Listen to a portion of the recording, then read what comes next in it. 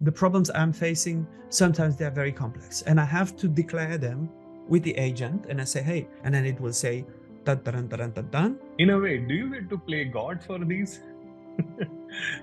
No, it is tempting, Sanchit. It is tempting. It happened with AlphaGo. If you or your audience are familiar with the computer playing against a human, at the time when I leave, usually the company doesn't even start developing this, connected to the rest of the system or see a diagram of it. Diagram, of course. It's so beautiful. Such a nice diagram. Well, it's a pleasure to work as soon as you figure out that from the design perspective, you get to understand the inside of the company. Some of my toys came from the garbage. I fixed them, I put them together, and I had little cars with 3 different types of wheels. My first mini disc player I bought from Denmark. I was already in my 20s. And when I got back with that piece of technology, for me was like, this is it. I'm with 1 foot in the future. This conversation is gold. Alan has been working from the past 20 years and he's been working as a design generalist. But this talk is not about our usual design talks. It goes way deeper into the area of business process design, and Alan does showcase his work for all of us. The work that is so inspiring that it could change the way of the companies, and literally. Alan also opens up and discusses his struggles. We also touched the use of AI in design process, and we talked over something really important. It's been quite rewarding for me to see how he works, and you would like it too. This is uber interesting and fresh. You're going to enjoy it all, so listen to this.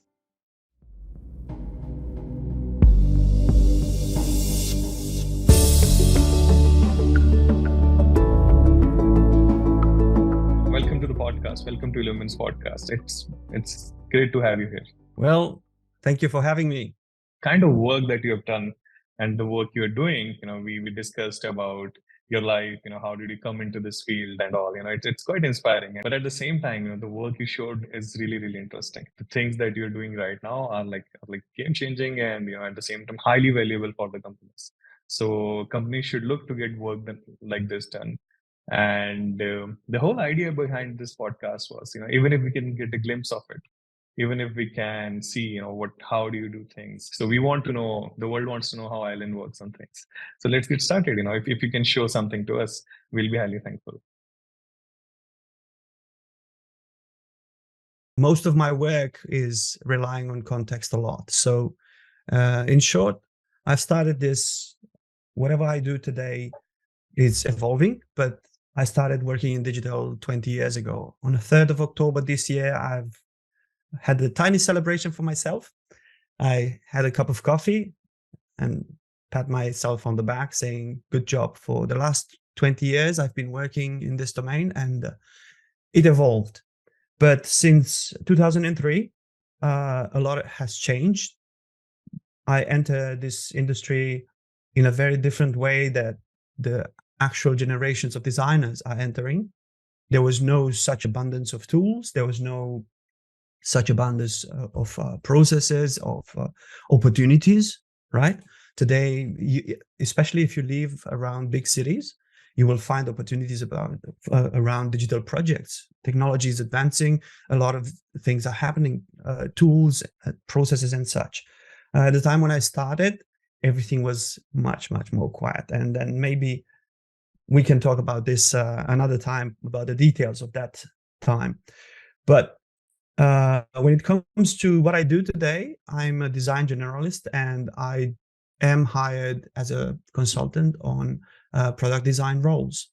And usually they hire me to help solve complex problems, because the world doesn't stop. Everything is evolving. And the fact that technology is advancing, and the fact that companies need to do more with less resources, it's here to stay. It's going to be like this for a while. Therefore, companies need better tools, more performant tools and processes to enhance their employees to do better. So my job is about improving that. Most of the time, most of the projects that I did in the last 10 years, for instance, are about optimizing the production, processes within companies. So we are talking about internal tools. I'm not talking about consumer-facing experiences like e-commerce websites and marketing websites. Sometimes I do that too, but I mostly work on internal tools like accounting, like logistics, and stuff like that. So my job today, even though I am hired as a UX, UI designer, whatever the role within the organization is, I mostly do product and service design. But my foundation and my role is a generalist role. I have to spread out and I have to talk to people within the company, not just as a researcher. Hey, how you do this? How I need to deeply understand how the company works. It is not just, okay, what the marketing team wants, what the product team wants, or what whoever wants within the company, but how does it work? So it can get quite boring, I might say, sometimes, because especially when you design a piece of software for accounting. Well, it's highly interesting. Thank you for saying that. Yeah, when you're solving problems, I've seen some of your work. I found it highly interesting because you can go to the grassroots level and see what people are doing, how they're working. It's like being an anthropologist as well at the same time a designer. So when I saw it, I was like, okay, now this is something really interesting. Well, I don't know your audience very well, but if you have the younger generation designers that are really excited, and they should be, about entering this domain, right? With this myriad of tools, with a lot of opportunities in contributing and solving problems. Some of the work is not that pretty. It's not about design systems. It's not about colors. It's not about images and fonts and type. And it's not about that. Most of it, it's about mapping, creating a relationship map within the company. So everyone, before we get to a solution, is having the same view of the enterprise, of the organization. Doesn't really matter if it's big or small. At the end of the day, the laws, the physics of business and economics are the same for everyone. It's just a matter of resources. And if you pay attention and if you are able to be smart about the resources, you might be able to do more with less. And this is why I have to go every single time with every project at the heart of the company to figure out how actually is the structure. I cannot dream about a solution that is not supported by the internal infrastructure, right? Or if I say I start dreaming about something for 2 weeks and I go back to the product owner and they will say, what are you doing here? We can't achieve this. It's nice as a dream and so on, but we can't do this. We need to solve real problems. Look, the truck cannot arrive at the warehouse without the documents. We have to make sure that the documents are with the truck, or anything of that matter. In a nutshell, my job is first to lay down a foundation for the work that is about to come. First, to start learning the lingo within the industry. I need to understand what people are saying, right? Most of the time, my applications are used by 100 or 200 people, sometimes even less. I designed an application that was an invoice reconciliation. I can say that it's not a big thing for one of my clients that is used by less than 10 people. And then if you go in a larger group, parts of it will be used by a larger group of people. But it's the application itself, the core tools within this application will be used by very, very few people. It's a highly specialized tool, even though it's very complex. This is the work actually in a nutshell. I map, I make sure that we all talk about the same things in the same lingo. And then at the end of it, the solution usually is really easy to find, because with a proper defined problem, the solution is almost there. It's people can see it. And then it's highly essential, your work is, because lots of capital, lots of money is gone when people do not understand each other. So there's a company, just for example, there's a logistics company. If just for example, we can take a name of DHL. If DHL is there and it wants to create a process and it wants to create a digital product or a solution for themselves, so they would hire a consultancy company and they'll start working for them. They'll start telling them, hey guys, how do you stack up your work? How do you do these things? But at times, all the companies do not go to the grassroots level. They'll start feeling something, they'll create flowcharts and they'll say, okay, let's start making it. let's start doing it. And then ultimately they create a product, but I think it can have a bigger value when your work is there, when there is a person, or there is a team which is like looking at those small nuances. You're going to people, you're asking them, how are you like actually picking up the cardboard, how you are like putting it, how what's the time that you put in, how do you print stuff and all those things. So I find your work to be like that thing. And you mentioned about new designers or upcoming designers. Yeah, I mean, they can move into this field, and also even designers who are already experienced can also move into it. It might be really good learning experience for them, that how things are done. And for me particularly, it's very interesting because I find it to be highly challenging in a way. I love those challenges that I'm going deep into the company, and how am I upgrading that company, or how am I like providing so much value to them that might have taken them 4 or 5 years to do, and I can do it much faster in a year or so. So it's like bridging those gaps, making those dots come together. And yeah, by the way, Alan, we 5th of October, I started on 5th of October, you started on 3rd, so nearby. In 2003? No, Well, 2009. 2009. yeah, well, we are different generations, but that doesn't change anything. The world has a lot of problems to fix, and then there was I remember a quote from Karim Rashid, one of my favorite designers. He used to say in an interview, was asked, I think, what would be the advice you would give to the industrial designers, to the new designers? And then he pointed out the fact that the world is full of bad chairs. Start with that. So you start small, fix the chairs in the bus station. That's it. You design a chair for the bus station. You design, I don't know, something small that can make someone's life better. And that, I think, that is a good advice, because if you allow yourself to be overwhelmed by the amount of problems, or by the technology, or by the opportunities, and you are just distracted by, oh, I should do this, I should do that, then it's rather hard to produce something.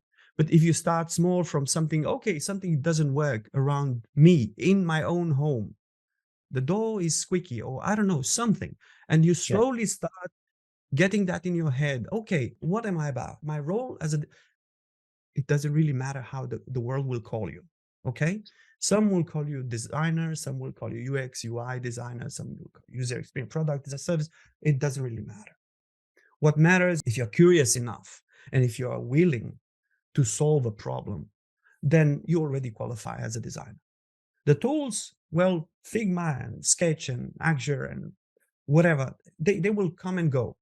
There's no shortage of tools. But what do you do with those? That probably should be the essence of this. And probably this is what I missed so much in my education. I have no formal education in design. My will and drive to fix stuff comes from my childhood, comes from my past. I grew up in a broken system that collapsed around myself in 1989, in the beginning of 1990, with the fall of communist time, when people started to understand that there is another way. Life under dictatorship, and I don't want to go too deep into this, one of the aspects of living under dictatorship is that it closes down. It's collapsing on its people. And those people won't be able to understand that life is bigger than just borders of a country, than technology and culture.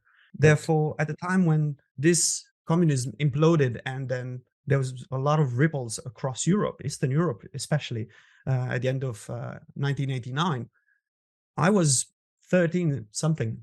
I didn't know what actually happened. I could see people on the street burning stuff, and I could see some of the stuff that they built with their own hands destroyed in the name of, I don't know, whatever that was. But slowly in time, I could see that the fact that now the state was not there to provide whatever it was to be providing, there were so many broken things, starting with chairs in the bus station, starting with trains. For the first time, I left Romania in 2000 for the first time to work for a family of Danish people in Denmark, of course. And that was my first step outside of Romania, outside of the border. It started with the trip to Budapest to take a plane to fly to Copenhagen. Mm-hmm. And that was crazy. And then when it comes to design, I promised it's relevant to design. I started looking at, how the things are made. The chairs from the train in Romania, they are not similar with the chairs on a bus on my way to Budapest. And then from Budapest, for the first time on a plane in 2000, wow, this technology and the airport, how it's organized, and signs and lights and sounds and everything was very different from what I knew.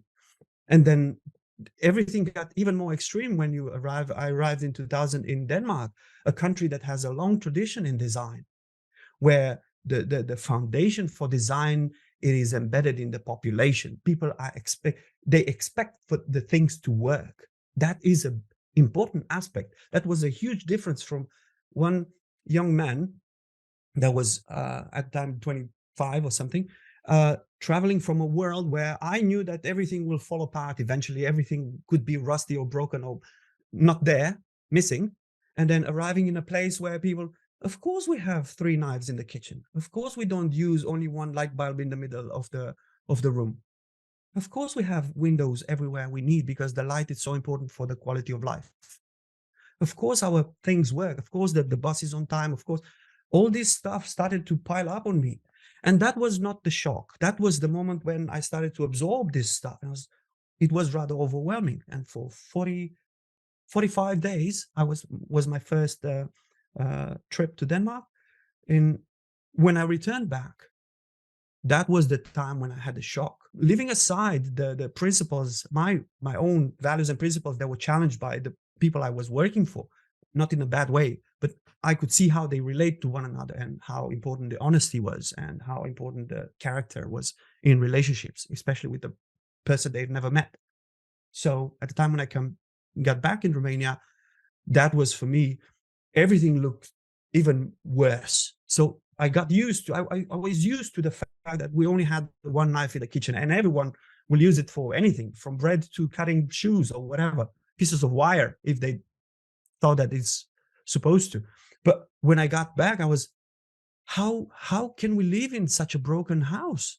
This is not right. And that started to build up in me the will to fix the stuff more and more, to figure out the way to get out of that situation. So it was a need uncovered. And how old were you when you started getting that need, when you were like looking to build solutions? Well, the times that I've just talked about for the last couple of minutes, I was in my early 20s, but I grew up, some of my toys came from the garbage. Some of the toys came from the bin. I fixed them, I put them together, and I had little cars with 3 different types of wheels. And I had a tiny something that I could put an engine to a battery and have something that will do some either noise or something around me. Or I don't know, my first mini disc player I bought from Denmark. I was already in my 20s. And when I got back with that piece of technology, for me was like, this is it. I'm with one foot in the future. Now I'm going somewhere. I'm not that person that stays with the problems anymore. I'm going somewhere. I'm solving problems. I don't know how but at the time it felt like, finally I'm it's something important. And from there it started small, but I can walk you through if that is if you want that. Yeah, I think we'll discuss it in another podcast. But one of the things that you mentioned, that you went to Denmark and you saw how things were designed, how bus stations had it. I think the thing I saw in India has done a few things which I have seen like through design, and they have changed few things. So one of the most important thing which India did is like we have lots of flyovers, and they used to be dirty. There used to be like dust on them, under the flyovers, where people used to cross, and there are roads and that there's a flyover and you go under it, and it used to be mostly dirty in most of the areas. There have been people who have been making graffiti and all those things, which was not that good. how people solved it, how some people, some designers came and they built green walls. They put like lots of plastic bottles, which were going to be recyclable. And they built green walls. They put lots of plants under it. And in some areas, they designed a whole wall art, and people did not throw any waste near it. People did not, it was not dirty anymore. It was well kept. People used to maintain it. So I saw a huge change in people's thinking when those areas were like really amazing, really clean, and you would just really, really love that art. Sometimes they're distracting as well because I'm driving and I'm looking at that art, but it's quite good. So that's how we solved it. I would let you, speak because I'm speaking more. It's all about you. I think it's good for the sake of conversation. This is how we learn as humans, right? Through stories, we tell each other stories, and then we try to persuade each other that we should collaborate. For every project, for every design project I work on, this is one of the first things that I add to in the conversation with everyone else contributing. What are the principles? So we talk about the principles the company has, the Right. way they solve things, how they provide solutions, how they deliver value to their own customers. And I get to talk about my values and principles. And I'm talking most of the time about the design and principle values. I'm not talking so much about my personal values because usually they get through this, through my work, through my ethics, through my dedication to this, my values and principles, they reflect on that. But what Absolutely. is important as a designer is to remind yourself with every single project that in the foundation, beside the brief, beside all the other conversations that come from the company, you need to bring in not only the tools and the skills, but the principles. So whatever whatever solution you're going to provide, it needs to rest on a foundation. That foundation needs to have principles. And then probably this would be useful for the new designers that start with Figma. Figma for me and for everyone else is just a tool. Right. What are you producing with that? How skillful you are? How you're going to use that for what? That is, you'll figure out. But before getting there, principles, and not just the famous design principles put in on the market by people like Dieter Rams and Johnny Ive and whatever big companies that have famous products, but every single aspect that you see around, and most of the time you will find solid principles around you. You can visit a village and you can see a very nice sculpted door around the house, and that has a purpose. Someone did that. Someone had skills at craft and was inspired to do that. It is a solution. It is beautiful. Most of the time, it is beautiful.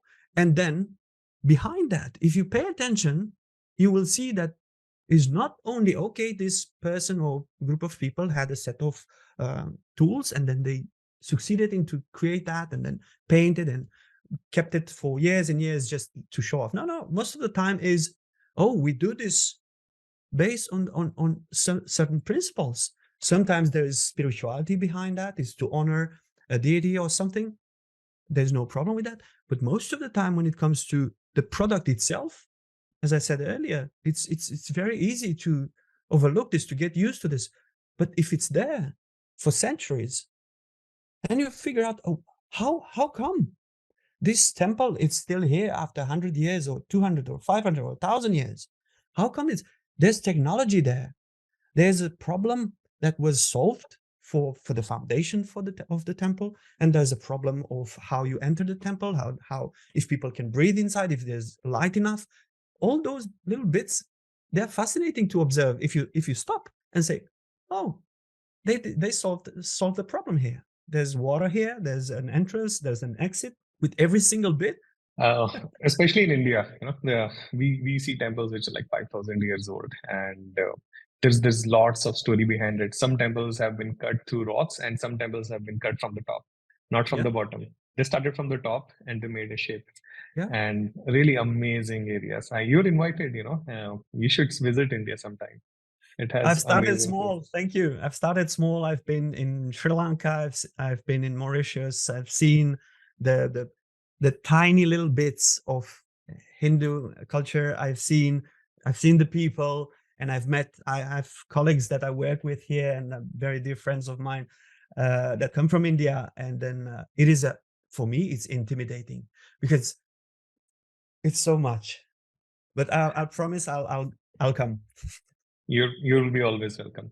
Yeah, it's Hindu culture as well, but we have Buddhism as well, and we have Sikhism, we have Islamism. All of them have like really amazing old places. Even British came and built churches, which are like maybe 200 years old and all.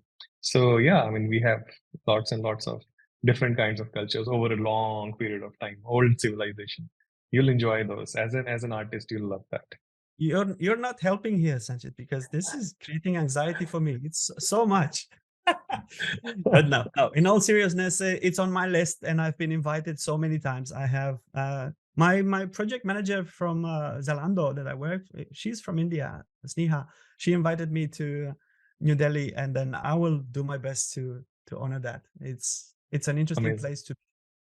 Amazing. We're near Delhi, so whenever you come, you're always I'll just welcome. knock the door. Great. So yeah. Well, do you want to see something? Do you want me to show you something? Yeah, that's highly interesting. I'm looking forward to it. So well, as a disclaimer, we've talked about this because most of my work is under NDA. I will not be able to give too much details. What I'm going to do is to give an overview of how some of my work, the majority of my work actually looks like. Probably expected would be that I'm spending a lot of time in Figma doing crazy things with variables and prototyping and then working with design systems and components, but it's not like that. Most of my work is about understanding. It is because of the one aspect of my work is that I am hired as a consultant, yes, and I am brought in to solve particular problems, and I am there for just a short amount of time, sometimes for 3, 4, 5, 6 months, other times a bit longer, a year and a half. And then regardless, I am still in the same position. I have to catch up very quick. And as I mentioned earlier, I have to quickly map if this doesn't exist, if there's no blueprint for the company, internal components of the company, how it's organized and how it functions, how they're connected, where the data sources are, where the assets are, if we have to build an interface, then I have to figure out how we can put them together as soon as possible. So if they don't exist, that's my first step. And I'm going to share my screen for a second to show you how the product of my work looks like in the. So you capture the soul of the company, like how the company runs. It's just like the soul of the company is captured. Most of the time, I would argue that it's the nervous system. It's closer to what I can materialize. Soul, it's a very different conversation. I was speaking about spiritualism and you went into like biological thing. Yeah. So I'm going to start from here. Sure. So there's a disclaimer for everyone that Alan cannot show all of it. So we're just looking at glimpses of his work so that everyone could understand how things work. Yeah. This is one of the places where I store stuff for one of my clients. And then as you can see now, right now, you can't see much, but at the end of the day, what it comes down to, I start very small. For an instance, when it comes to an application that is designed for logistics, then I start with very simple stuff like in kindergarten, saying, hey, how does a piece of equipment, a truck, looks like in relationship with a parking spot when it arrives at the warehouse? It's silly stuff like this that starts the conversation in the right way, because I am not at the warehouse, whatever that warehouse is across Europe. Therefore, I need to learn how actually that happens. And as soon as I learn that, I need to be able to build on that. So in the first part, as you can see here, I'm learning about the states of equipment around the warehouse from the internal team. And thereafter, I describe this in a diagram like this, where it starts with, hey, the truck and the trailer arrives at the gate, what happens? And there's a process for everything. There's a protocol for everything. Therefore, as I mentioned, I am not able to go through details of this, but as you can see, it spreads out. And every single scenario that is allowed to happen around the warehouse for an equipment or an employee that is in charge of managing that equipment needs to be considered. And then we have to have a solution. All this stuff in here is not only an artifact, graphical representation of what happens, but also an opportunity for the company to explore what could happen. How can we make it better? I mentioned in the very beginning of this podcast that context is very important for me. Context, in this case, makes a big difference when it comes to technology. My client doesn't use the same technology as 15 years ago when they started. They are able, because they have the resources and because the technology is here, to use sensors to replace people running around the warehouse to figure out where the truck is, where that piece of equipment is. Now we have sensors and we have GPS data to do that. Therefore, my workflow will have to include that type of opportunity as well. So at the time when I'm proposing a solution that probably could be an interface, but sometimes it's not. It's just an alteration of the existing process. It will have the opportunity included, saying, hey, from now on, because we have cameras and that can do plate recognition, we can say, okay, we can push this into the UI and then say, oh, if this particular piece of equipment with this registration plate has arrived, what do we need to do? We can automate the rest of the process. Say, hey, allocate the parking lot. Based on the fact that we know what's inside of the truck, we know that it should be on this side or the other side of the warehouse. Usually warehouses have inbound and outbound, places where you unload the stuff and then you go around or maybe sit at the same dock and then you load. Really, really clean work. That I think gist of it, you have to do it. You have to clean the process. It's really, really neat. Even how you started with the trucks, you changed that.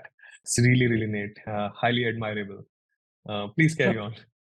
Thank you. So whatever you see as a green thing here, it's a notification and they have ranks and they have some message. This notification will appear in one of the interfaces, right? I will not be able to go into much of details of this, but the notifications is just a way of machines communicating with human beings. Regardless if a process happens automatically and a notification is generated and informing 1 or 1,000 people that something happened in the system, or one person does something in the system, is adding something, is confirming, is validating something in the system, and that particular person is at the gate and then wants to let people inside of the warehouse that, hey, someone in the warehouse should know that now this piece of equipment is available for unloading or loading. So the system can get very complex, but my purpose there is to make it very simple, using the powers of machines. Yeah, it's color coded as well, so that in a broad view you can easily see it. Purple is like coming in, or orange is like maybe red is like going out. It's color coded so that we can easily see how things run, and along with shapes, of course. Yes. What I need to do here, Sanchit, is to create an artifact not only for me. This is not for me. This is for everyone in the company. At the time when I leave, usually the company doesn't even start developing this. They might have, based on the wireframes I create, they might have a UX UI designer doing the UI work, making everything polished so the interface looks pretty and so on. But there's no even foundation, like system architecture, to design this. And this artifact can be used for 3, 6 months, 9 months until the work really starts. And then the people who work with me from the company, they know how to read this. And that is important. Who are the users? Is it the designers, or it's the engineers as well, and also the company as well, like management as well? So they know how the systems are working. If they have to change something, they can. All of them. This is why, as you can see, when I'm going through, when I'm working on something, I say, this is what is it? This is what it is. Is yard and dock, assign a dock from the yard gate to a motorized ensemble. Simple. And then you have in the brackets, warehouse ready to load or unload. Is my name here on the 22nd of February 2022 is validated with Himanshu, one of the great product managers from Zalando. This is very important. is they will know, they will look at this and say, oh, it is validated. We can use this. This is good to go in production. Therefore, I can leave as a consultant, and everything you see here can be used for the stuff they need to build. Wow. So Yeah. it's reference, it's documentation. Beside this, I am writing stuff down. But at the end of the day, would you rather read 20-page document that will tell you how stuff is sourced and connected to the rest of the system, or see a diagram of it? Diagram, of course. It's so beautiful. Such a nice diagram.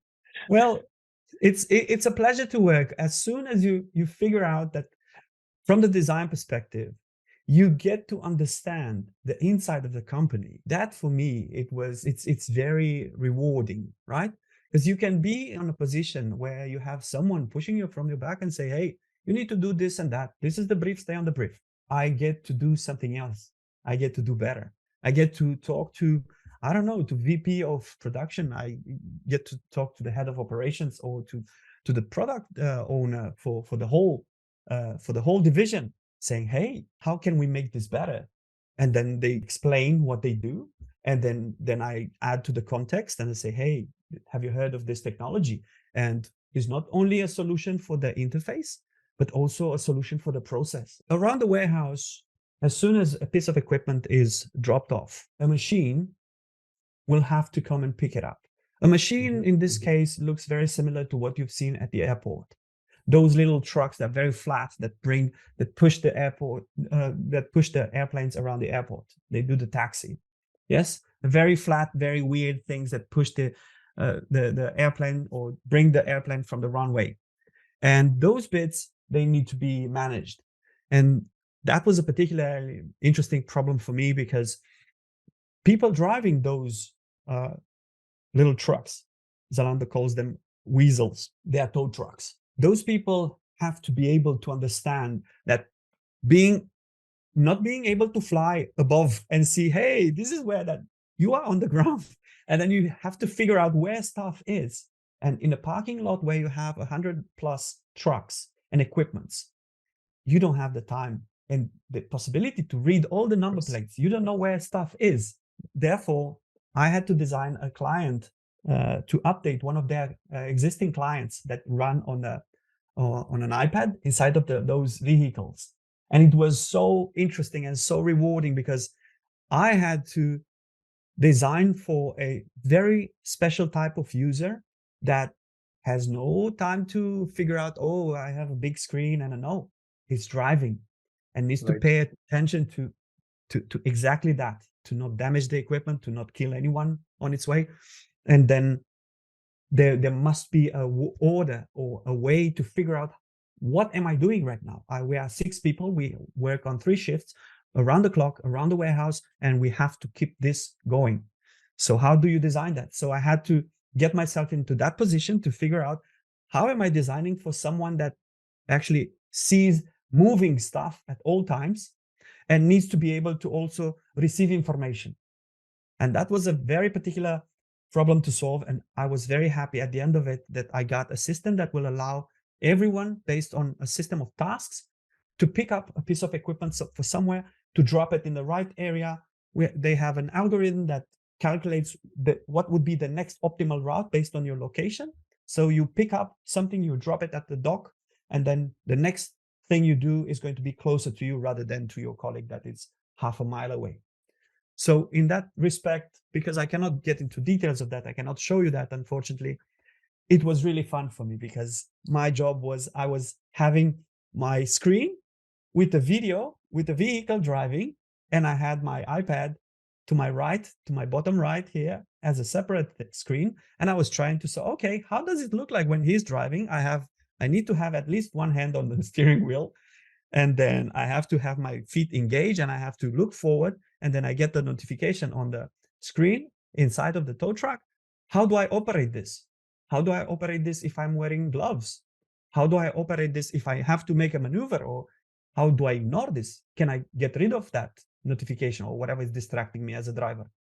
So before talking about how pretty the buttons are, or the radius in the corner of the button, or how big the fonts are, I had to think about how this system is going to be operated. And that was fun. Yeah, the buttons and colors and arrangement is like, alignment is the end game. The first game is like really, really understanding, and that's what you enjoy when you are working over something like this. Do you get to make decisions that, okay, we can put sensors here, or we can like use it in that way? Do you get to make those decisions as well, as an My advice? role, that's a good question. My role is to make suggestions. I offer them possibilities to advance the system with the technology, but this needs to come because we are talking about the large enterprise where they need to be able to scale that. If I say, look, at the gate, you cannot have 17-inch monitors anymore. You need to have a proper screen. You need 40-inch or whatever TV to be able to see the whole system. So you are able to render a map of the whole warehouse. So you are enable your employee to actually be able to make better decisions faster because they can see stuff on the screen. One of the things that I designed for them is a map, some sort of a map that allows people at the gate and people in the warehouse to see real time how the parking lots around the warehouse are occupied. And if they are, what's inside of that particular piece of equipment that sits on E24 in the northern part of parking lot. And then if that has a problem, for instance, let's just say it has a flat or there's a flood around or is a fire or something, there must be a protocol in place to be able to move that piece of equipment as fast as possible away from the danger or move the rest of the equipment. So this is, again, context. Every single time when you talk about a warehouse in this case, with a lot of operations going on, the real power of a system will be the ability to handle the problems that will arise. When you lose track of something, when a fire starts or there's a flat or something happens, then you will see how much you can rely on a system. Yeah, in a way, you get to like improvise the company a lot. You get to make decisions or maybe advise, and then it's for stakeholders to like completely take it, or they can adjust or modify according to the budgets and all those things. I'm just curious to know, how about a system as big as this? How much time does it take to like build it? Because you have to like ask a lot of people a lot of questions, and then go back to the board and think that, okay, what about we use this there? You need to research a lot. This comes at a price, Sanjit. So some of the projects are greenfield, are exploratory. Some of the projects are hybrid, a bit of greenfield. We have some system in place and so on. And some systems are just, we have them. We can't just switch from this to the new one because we don't have the new one. And then, as in this case, all those black lines you see here, they are separate applications that actually are connected to each other. And then if I'm making some change in this part of the system, is going to affect or will have to be connected to this.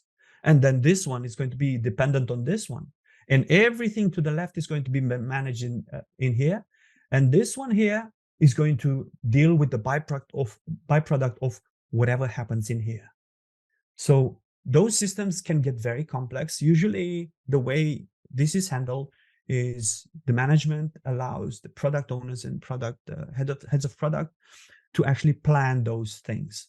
I was fortunate enough to work with very capable product owners and heads of products that are able to make those decisions. Therefore, we have long conversations. I don't know what it means for you long, but they can last for weeks sometimes, where we have to figure out what would be the best way to do the work. Like, what's the sequence? We start here, we have some exploration, some solution here, we have some exploration here and some solutions here. And we know that those solutions eventually, according to their needs, they will have to connect somewhere. And then figure out, oh, we need a third application or a third space to connect them. And then the head of product will say, hey, well, we're going to do it this way. First, we build application number 1 and then application number 2. In 6 months or a year, we'll call you back. I'm a consultant. We call you back and we build the application number 3. So far, I've been 3 times with Zalando. It's a very interesting client of mine. I gave away or I rejected the other offers just to be able to be on this project because I have so much knowledge and heart invested in this. Yeah, it's highly interesting. how you're working, how are you changing, like improvising the company, how do they handle processes. This could be of really, really high value to any company, even a small medium enterprise like us. Even, we have to change our process and working. How does one get started into it? How does one get started into this consultation? How did you get started? What was the thing? Because you may have been working in UI before, and how did you figure out that this is something that is of really, really high value? Do you want me to talk about how they hired me and what's the conversations at the very beginning? Not exactly that, but how do you start building it? So after they hire me. Yeah. But it will have to start a bit. I have to say a few words about the hiring thing, because that is a process. At the time when Sure. I am interviewed as a designer, yes, I also interview them. I need to know what I'm getting myself into. Apart from the internal bureaucracy and politics and so on, that is one aspect. Every organization has them, yeah? But Right. when it comes to work, I need to figure out, where am I? How am I contributing? What is expected of me? That is very important to define in the very beginning, because that allows you to build a mindset. Okay, if I need to deliver this and that, I will have to focus on that particular bit in the beginning, and then the second bit, and so on. So I have a process myself. But when it comes to, okay, so I have been hired and I know what is going to be about. And the first bit usually is part of the onboarding is getting familiar with the infrastructure, internal infrastructure, how I communicate with the rest of the team. I learn who can do what for me and how is my work affecting them. As soon as The that is stakeholders. settled, yes, as soon as that is settled, then I get access to repositories. If there are any places with artifacts like this one, for instance, if I have to have access to design systems, if there's any other work done, I have to learn about that too. So I don't duplicate, I don't go sideways, I don't work siloed, disconnected and such. But as soon as that is done as well, then it really comes down to having, again, the conversation I have during the hiring process. It's about the project. What problems are we solving? And then the product owner, the product manager, the other designers, engineers, and so on come and unload, and they give a state of affairs, if you want. How does it look? The infrastructure is capable of what? Look, right now we are having this access with that. We connect in these 2, 3, 5 places for this specific data. This is what we have. And I'm starting to ask, is there going to be any change in the future? Because whatever we have today, yeah. Do you have any plans to change the infrastructure? Do we have access to new technologies and such? And they will say, if there is, they will let me know. But when it comes to what I have to produce, I start small with every single process. So if my job is, or the brief, if you want, to help designing an application that will allow them to manage, let's just say, first mile or middle mile, or even around the warehouse, the movement of equipment around the warehouse, then I have a map of the warehouse. So it starts with this. This is their existing system that has a role of a map. So this is what it does.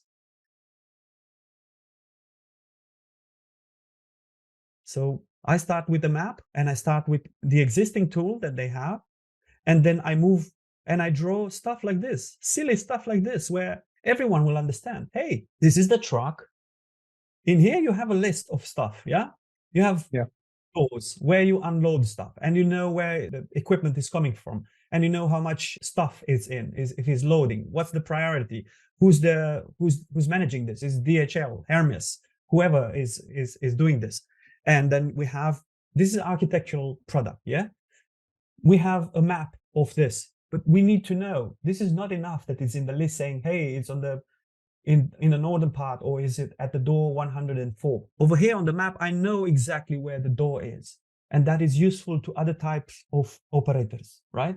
Because people inside of the warehouse will just see the end of the truck. If the number plate is the right one, it's not their job, actually. They just know that they need to move this pile of goods inside of that truck, and that's the job.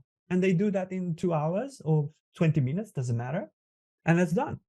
But it's someone's job that particular pair of white sneakers goes from Hamburg to a village outside of Stockholm in time. And that is important. Therefore, you need a system to make decisions fast enough, saying, hey, if the goods are in this part of the warehouse, they need to go through this process, 1, 2, 3 steps, get loaded into this piece of equipment, and this equipment will drive tomorrow from here to Stockholm. And outside of Stockholm, there's a distribution center, and then a van will pick it up from there and will take it for the last mile.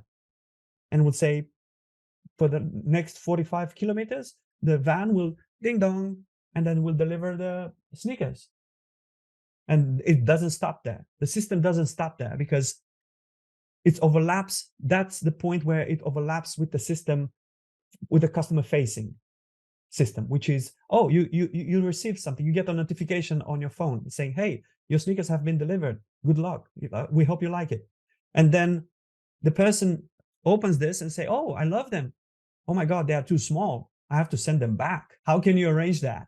How can you make that as quickly, as even environmentally friendly as possible? Yeah. So you need to figure out how this package will return to the warehouse. So all that system needs to be in place. This is why I said earlier, whatever you see here, those systems are connected in such a way that will allow those actions to happen. So whatever happens on the customer facing website, you log in into your account, and then you, oh, I just need to return this, generate my return slip. And then you generate that, you print that, put it on a package, go to the center, job done. 5 hours later or 2 days later after, you will receive your money back for that purchase, or a voucher or anything, whatever that system does. But for me, it's important to know, okay, now we have a package that needs to be picked up by someone and that needs to make its way back to the warehouse, 2,000 kilometers away from whatever that center is. And then as soon as it arrives at the center, it's sorted. If the goods are not damaged or anything wrong with them, they are following one route. If let's just say they were rejected because they were the wrong color or they are damaged, they were production damaged, then they go on a different route. But everything is accounted for. And everyone working to make this happen needs to get paid. And this is why this system from here will allow that to happen. What it means to return a pair of sneakers. That looks like a machinery, the machine diagram. It is because it's connected. It's connected, Sanjit, with sources, with data sources from carriers, which they are working hard to make sure that everything that actually they pick up or they deliver from somewhere is in the system, and that data is handed over to the warehouse, and that data is that matched and that it's computed, and then you figure out how much we need to pay for this stuff to be returned from the customer, and then how do we pay back, or if there's any difference in between what we pay to the transporter, DHL and Hermes and so on, and whatever it was on invoice. All this stuff can get very complex. And then for designers, this can get very boring because this is not, and it doesn't have anything to do with Figma yet. It's before going and it's very interesting and creating something in Figma, you have to deeply understand how this stuff works. And as soon as you understand that, then you pick up something like this, and then you have the foundation for the UI. You understand, if you understand how it's connected in those ways, then you can figure out the logic and you say, oh, I need this type of data in the UI. Of course, you need to work through the hierarchy of information and what is useful, right? But you need to know where you can take that from. Where do I pull the data related to the invoice, like invoice ID?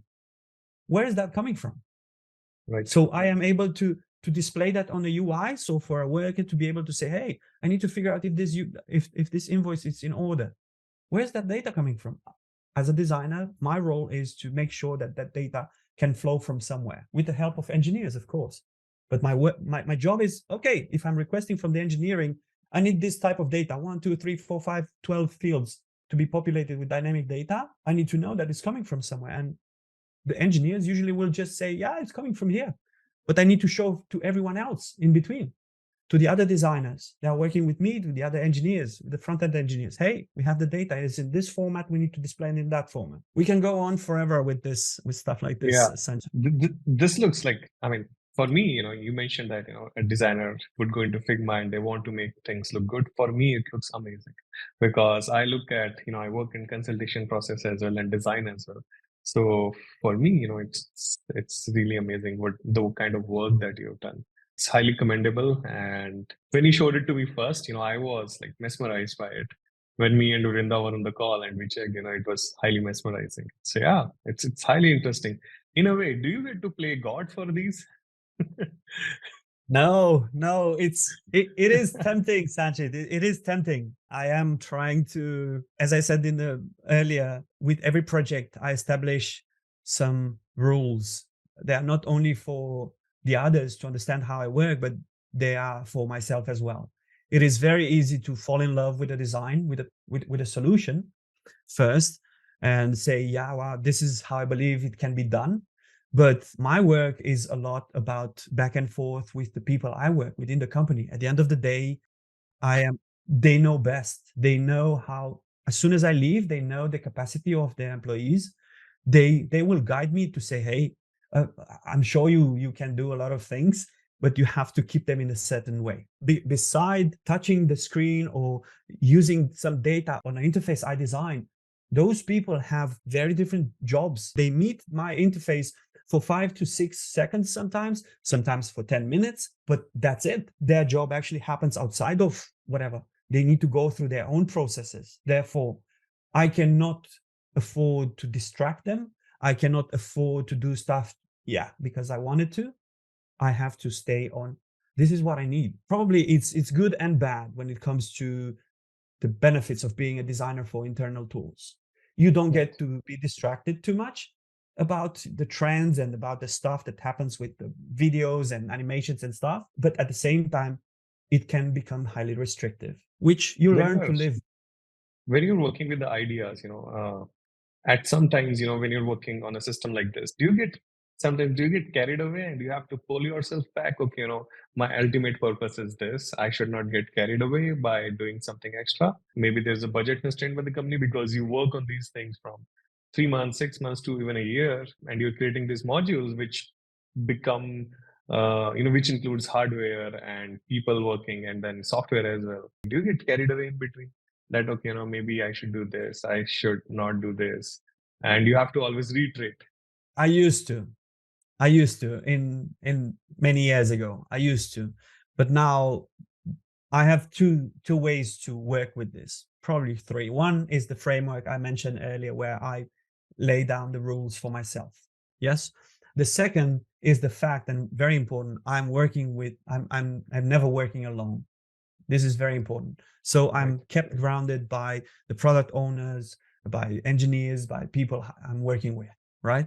So I'm not just bouncing idea and I do my own thing. No, I am always paying attention to what is possible. And this is why first I do a validation for this. And as soon as this is validated, then I stick to this. Those diagrams for me are very important because it's when it comes to the interface, I lost the interest in spending too much time on the UI. It's not, it's an evolution. So if I'm told you need to show this data, yes, I can generate an interface, I can do the UI, but I will not spend too much time where I can dream about, wow, no, I'm not. I don't have that distraction. Therefore, constrained by this, constrained by the rules I've laid down at the beginning of the project. And the third thing, lately I've started working with assisted by AI, and I always check with that. I am going through an idea and I always go back as soon as I develop something about that solution. Then I go back and say, hey, I want you to play the devil's advocate. I want you to give me the cons of this solution. And I go and do this over and over until there's nothing to kill. And then you have only, if I may say so, a naked solution. There's nothing around that to distract. It's just that. And I start working on it. So those three things are what I'm using today. But I used to get distracted. Amazing. Yeah. Yeah, because I thought so that, you're working over so many things, so many complex things in your head, and you might want to get distracted, and, you might get distracted and build a lot of things while maybe less one or things like that. Then you have to pull yourself back, talking to product owners. Yeah, it's the work is like really interesting. And if do you mentor, if anyone has to like talk to you over this, do you mentor that? Yes, this is an important part of my career. I got into this space because I was offered the opportunity. I was supported. Yes, beside my curiosity and my drive and to get out of poverty, let's not forget about that. I was supported by someone. At the particular point in time, a stranger offered me help to learn, said, "Would you like to Amazing. learn about computers?" And I said, I don't have a computer. Don't worry about that. Do you want to? Yes. Okay. While you learn, would you like to help others to learn? So you're going to learn together with them. I'm talking about Seth Cropsey, a good friend of mine from the United States that helped me through a foundation. He started after revolution a foundation to look after the orphans that were getting out of all the big orphanages in Romania. That's a different story for another podcast. And this person, a very good friend of mine today, put some people together from United States. He went to McDonald's and Coca-Cola and whoever was at the time trying to reach on the Romanian market and say, hey, how about you do some ESG work, some social, you get involved into social aspects. And I know that you do too with your company. And that was my case. I was part of that particular bit. And then they created this foundation called Asadobi. And it was just a house where there were a family that was looking after 9 kids. And they said, look, Coca-Cola and McDonald's and so on, and Compaq at the time, they want to pay for some computers, but we need someone to teach those kids to use them. And at the time was, whoa, no, don't let the kids around computers. They are evil and so on. That's a whole story about this, how I entered it. But at the end of the day, for 3 years, I've learned and educated poor and orphans how to use and operate computers at a very basic level, right? We are talking about the beginning of internet in Romania. We're talking about dial-up and people waiting for minutes and minutes to get connected. But they would do, how do I press those buttons to write the documents? How do I organize the documents? How can I use Paint in Windows, right? Something that today no one is using. How can we use that to just put the 2 pictures together and draw a line? And all that stuff I did for 3 years. And 15 years later, I got a call from Switzerland at the time. And one of the kids that I was trying to teach about anything I could teach about computers hired me on one of his projects. Wow, I worked that's for an amazing story. that person. I worked for Cosmin. He's a talented system architect today. And the work he does, he used to work for IBM and in infrastructure and in many other big companies. He started his own business right now. Well, he had his own business for a while, but he hired me on one of his projects. And he was one of the kids that didn't really want to pay attention. He was all over the place. He was having fun. And I thought, oh, come on, I'm doing a bad job here. I'm not very good at this. And then 15 years later, I got a call, and then he was trying to say, "Hey, you don't remember me?" And I was, I'm sorry, I don't know how should I know Eugen, a good a common friend of us. And I say, still doesn't. You used to teach me computers at Asadobi, and I was what? And that was 15 years later, out of nothing. So today, for me, it is important. I've learned that every little thing that you can do for the others, if it comes from a good place, it's a butterfly effect. Yeah. Whatever it feels like nothing here today, later on can turn into a hurricane. It can turn into something big. And for me today, I'm doing my best to support whoever I have time and interest. If there's any interest, I have family and friends who I support, but I think this is an important Amazing. part of I would life. love to talk to you more about it, but maybe later on. Anyone else who is like looking to get mentored by Alan, is 20 years of amazing experience, and anyone can see the kind of amazing, the deep work that Alan does. Anyone wants to learn about it can contact Alan. We'll put the details with this video. I would like to close my presentation here. Sure. Yeah. So, Alan, thank you very much for showing the presentation itself. Although we could not see so much into details, but I got the hang of it. I got the gist of the kind of work that you're doing. It's really amazing. Thank you very much. I want to ask you something. There are some people who have helped you and all. Who are the people whom you really admire in your life? Maybe designers, Dieter Hams. I'm just speaking a name here, but yeah, I mean, who are the people whom you really look up to and who did really, really great.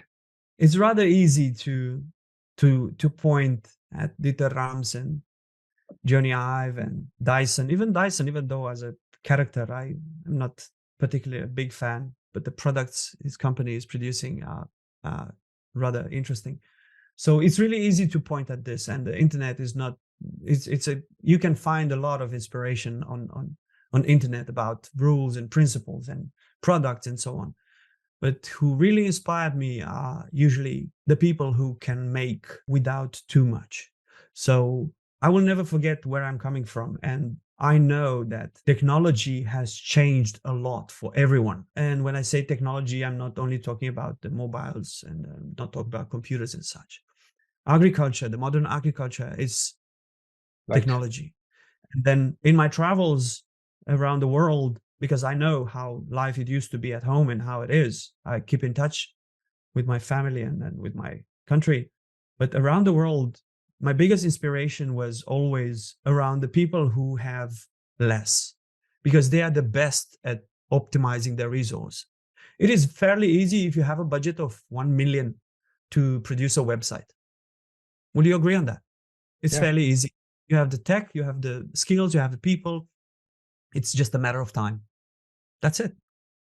But in a context where people do not have, and they need to work the land or they need to build a house, they will find creative solutions and it will keep them somehow. I'm not an advocate for keeping people poor, by no means. No. But I'm saying in that context, fundamental skills and curiosity and stuff that is really important to be able to do creative work, it's there.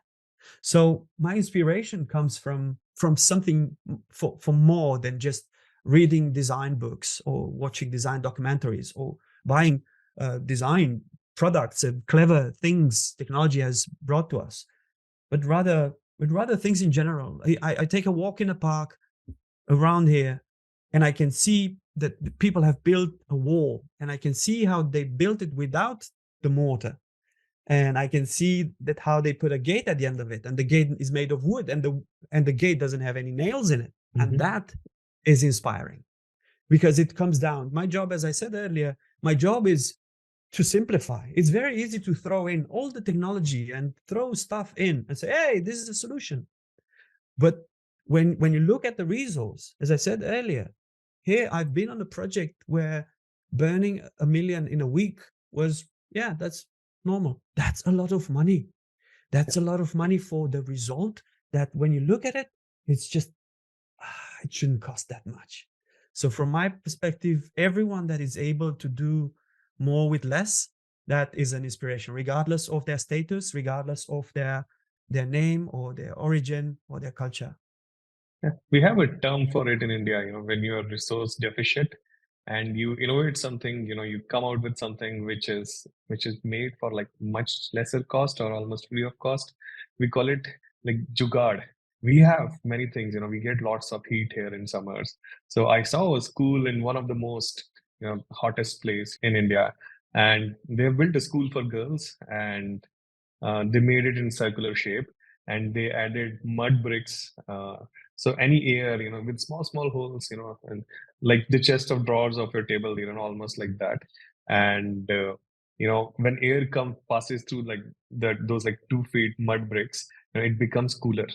As it comes, from hot, it becomes like really cool as it enters. So they created that kind of space for children, and there are lots of stories like that.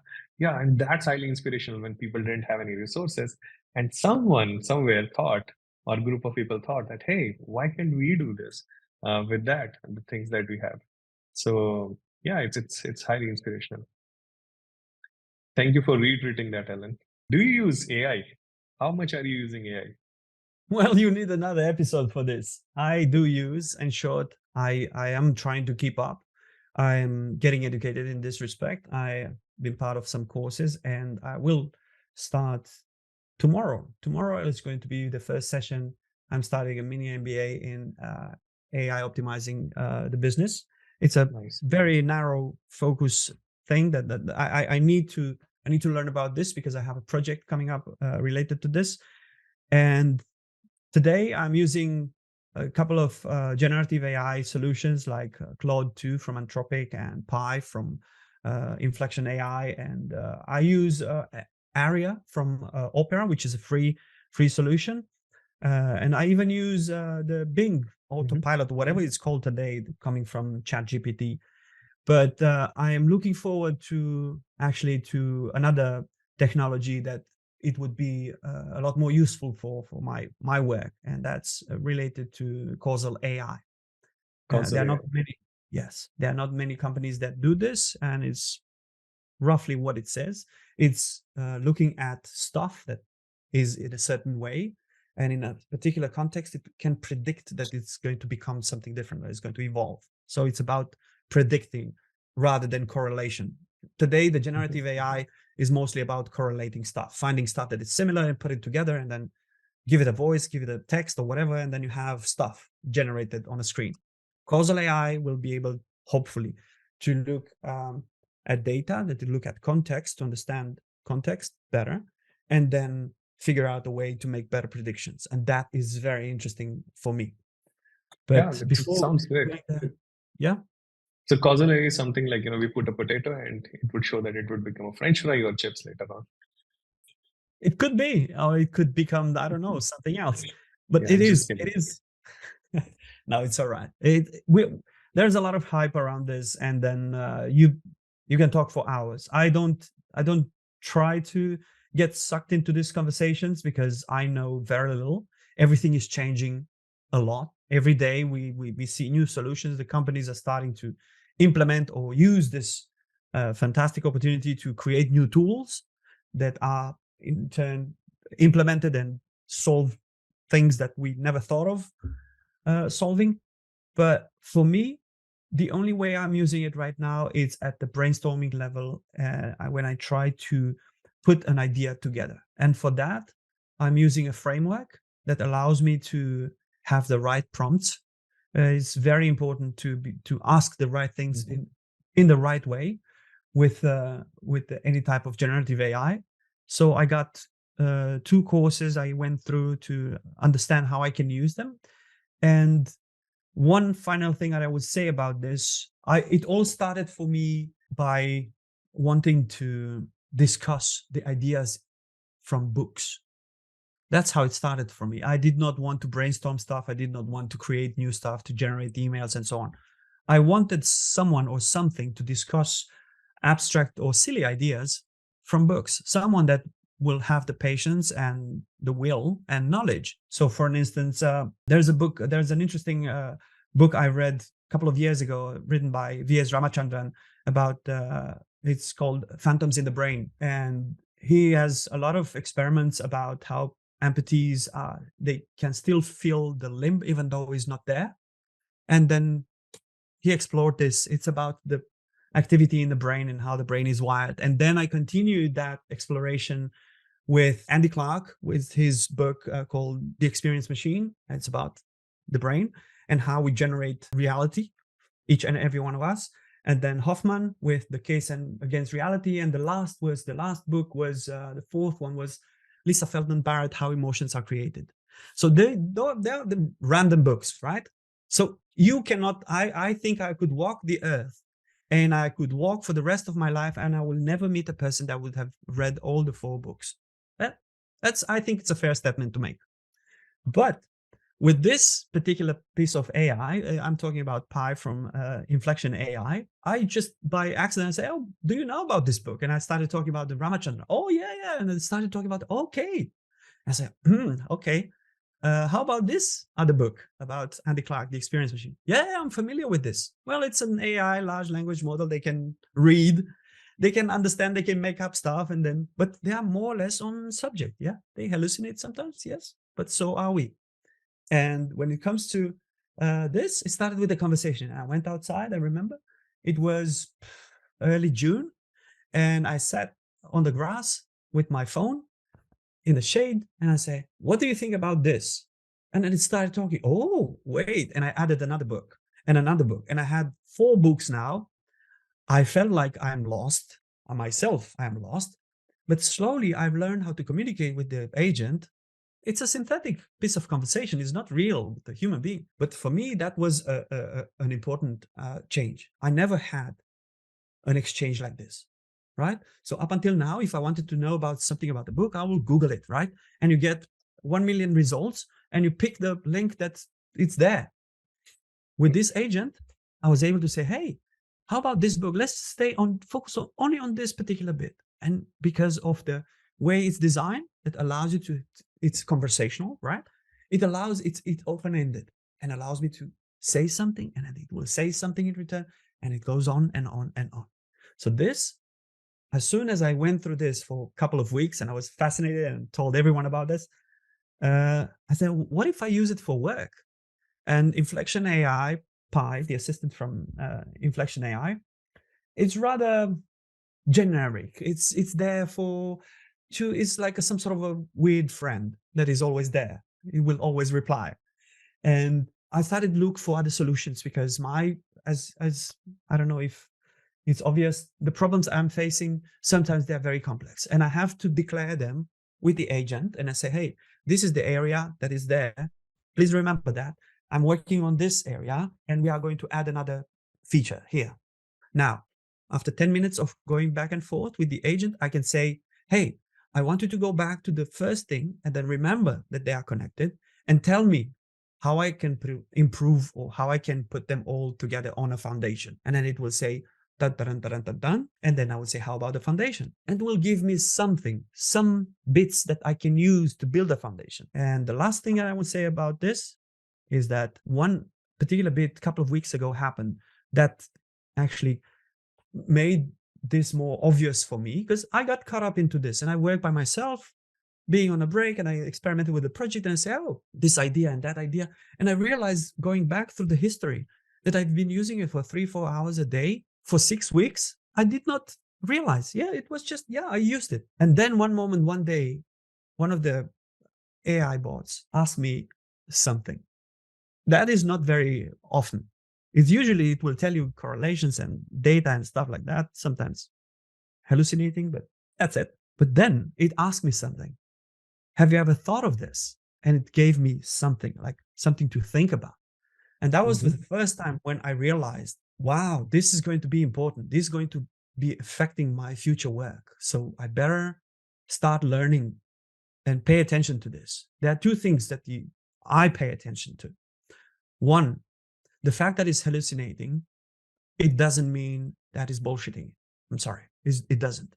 It happened with AlphaGo. If you or your audience are familiar with the computer playing against a human, with Lee Sedol with the Go game, where during the game, people observing the game were saying, oh, now the machine made a mistake. But actually, it was not a mistake.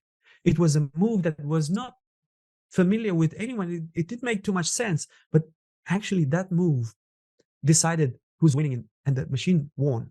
So the hallucinations, they are not always made up stuff. And it's not always made.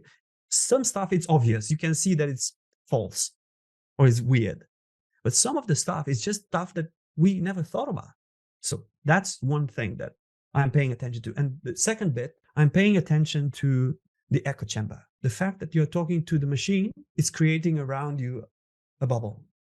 Whatever you do is designed to encourage you to say more about that thing in the same direction. Right. This is why you need to get out of this and check with another human being to say, hey, am I look mad to you? Does this sound sane? And then come back and then destroy that bubble and then let it bubble again. Yeah. So hallucinations and the echo chamber. This is what I'm paying attention to. The rest is a new thing every day. Yeah. I wrote to Sundar Pichai once, I said that, when I go to YouTube, I have few subscriptions. I've subscribed to few channels, I'm looking at different kinds of videos, and you are always giving me the same things, like similar things, and I'm going into a bubble. So I need to get out of that bubble. Does YouTube have something, which gets me out of that bubble? I never heard back, but I asked him that, you were creating a bubble in front of me, and the bubble can be good, but the bubble can be bad. But the bubble is ultimately a bubble. It's not good for you to stay in the bubble for long. At the same time, Alan, I would love to do a AI podcast with you, how it's used, how the things are. So let's do something on that later on. Well, in 10 weeks time, I will be better educated. It's going to be the end of this mini MBA I'm pursuing. And probably after that, we should have a conversation. So, Alan, it has been an amazing podcast. So, thank you very much. The kind of work you showed to us and your philosophies about things are really, really great. I always tell my people, the people I work with, that you're not a Figma designer. You're not a tool designer. You're a designer. You solve things.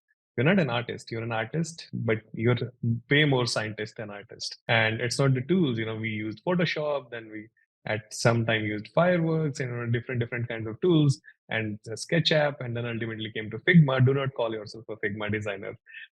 These are just the tools. You can use any tools, but do not call yourself a UI designer only. You can work on UX as well. You're a designer. You solve things. You don't just put colors and typography there. And you reiterated that. So that has been amazing. Well, thank you for having me, Sanchit. I'm looking forward to the next one, and then looking forward to work with you as well. Amazing. Thank you, Alan. Thank you.